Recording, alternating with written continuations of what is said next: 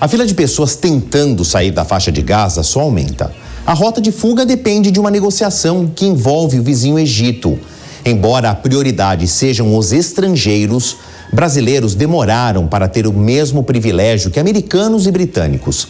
A questão dos refugiados é apenas um dos quesitos que transformaram a guerra em Israel em um tema global. O Itamaraty ouviu a mesma resposta por 15 dias. Os brasileiros estarão na próxima lista daqueles que atravessarão a passagem de Rafah. O apelo do Ministério das Relações Internacionais brasileiro foi para retirar pouco mais de 30 pessoas. O portão que liga a faixa de Gaza ao extremo leste do Egito não ficou aberto o tempo todo. Ao longo da semana, a passagem foi fechada quando descobriram que o Hamas tentava esconder terroristas em meio a um comboio de ambulâncias. Quando não há restrições, são liberadas 500 por dia. Nesse ritmo, serão necessárias 2 semanas para buscar os 7.000 palestinos com os quais o governo egípcio se comprometeu a resgatar. Celso Amorim, que já foi chanceler brasileiro e no atual governo é conselheiro do presidente Lula para assuntos internacionais, esteve em Paris para uma cúpula que tratou de soluções humanitárias aos civis da faixa de Gaza. Um cessar-fogo humanitário é essencial. Devem ser respeitadas passagens seguras e desimpedidas para a entrada de ajuda humanitária em benefício de hospitais, escolas e creches. A passagem dos feridos deve ser garantida. A morte de milhares de crianças é chocante. A palavra genocídio, inevitavelmente, vem à cabeça. O anfitrião do encontro, o presidente francês Emmanuel Macron, reforçou a necessidade de uma trégua para a retirada da população civil. Os civis devem ser protegidos, e isto é absolutamente essencial e inegociável. É uma necessidade imediata e a longo prazo é também um pré-requisito para a eficácia da nossa luta contra os terroristas. A situação hoje é grave e piora a cada dia. A curto prazo, precisamos trabalhar para proteger os civis. Para tal, precisamos de uma pausa humanitária rápida e precisamos trabalhar no sentido de um cessar-fogo. Isto deve se tornar possível. Precisamos criar o espaço necessário para que a ajuda humanitária opere em Gaza. Macron busca uma influência indireta, a de ser o líder do país com maior colônia judaica fora de Israel. Mesmo com a pressão da ONU, que apontou crimes de guerra nos 2 lados do conflito, o governo israelense está irredutível quanto a uma trégua prolongada. Em Gaza não haverá entrada de combustível, não haverá entrada de trabalhadores e não haverá cessar-fogo sem a libertação dos reféns. Por enquanto, o que a comunidade internacional conseguiu foi a promessa de Netanyahu em suspender as operações militares por 4 horas diárias. O anúncio incentivou mais moradores a deixar a parte norte da faixa de Gaza. Os palestinos viajam como podem. A maioria vai a pé mesmo. O pulso firme de Netanyahu contra o Hamas vai além da resposta ao terrorismo que atacou brutalmente os judeus em 7 de outubro.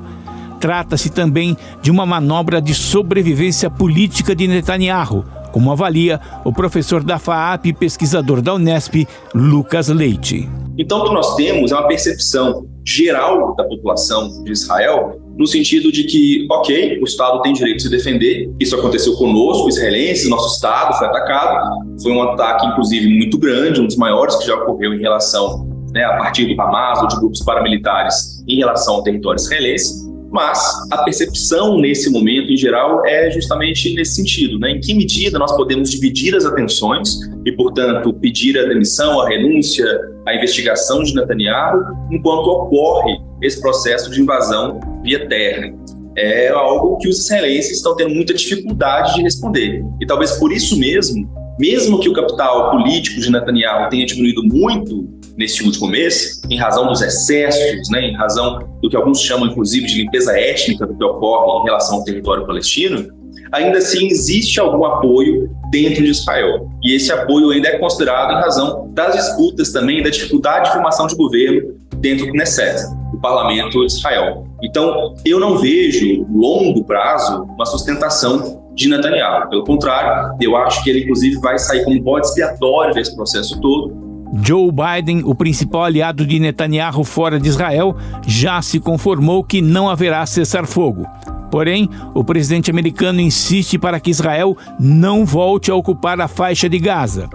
Em recente declaração à imprensa americana, Biden classificou a manobra como um grande erro. Diferente de outros conflitos, a Casa Branca tem se manifestado com mais força a favor de Netanyahu, porque o apoio pode contar pontos ao democrata na eleição americana do ano que vem, como explica o professor Lucas Leite. É óbvio que grande parte dos Estados Unidos, do público americano, ainda considera que Israel foi atacado e precisa se defender. Já tem mudado muito a opinião desse público americano em relação à ação de Israel.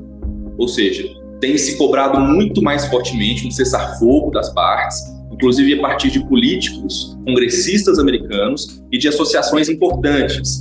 Mais que isso, o público de latinos, negros e jovens dos Estados Unidos, além das mulheres, têm sido grupos muito vocais em busca de um cessar-fogo, na defesa de determinados interesses, portanto, de ambas as partes, e que permita com que Estados Unidos, Israel e a Palestina consigam chegar a algum tipo de acordo. Nesse momento, portanto, nós percebemos que para as eleições do ano que vem a situação não está boa, muito pelo contrário. A gente está de olho agora nas eleições regionais, entre governadores, algumas eleições para senadores dentro desses estados, mas a perspectiva não é positiva. A diferença de votos ou de intenção de voto desses grupos para o Biden em relação à última eleição caiu drasticamente. Ou seja, na tentativa de se mostrar muito firme, muito forte, alguém capaz de liderar os Estados Unidos, ele tentou reforçar um pouco sua posição para os republicanos, que o criticam bastante em relação a essa ideia da senilidade, da idade e tudo mais, e acabou perdendo o apoio de parte dos democratas, do público cuja eleição depende principalmente desses grupos que eu falei anteriormente. A Turquia entrou neste imbróglio como um elemento de desequilíbrio. Com a maior parte da população árabe e atuando como ponto de conexão entre o Oriente Médio e o Ocidente, o país tem papel relevante na guerra de opiniões.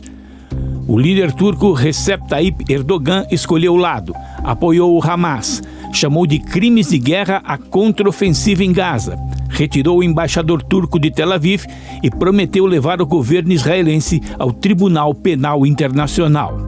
A iniciativa de Erdogan ecoou entre líderes de esquerda, a exemplo da Bolívia, que rompeu relações diplomáticas com Israel. Se, por um lado, o exército israelense tem dominado o campo de batalha, seu comandante-em-chefe, Benjamin Netanyahu, está com dificuldade de alcançar uma vitória incontestável na esfera política.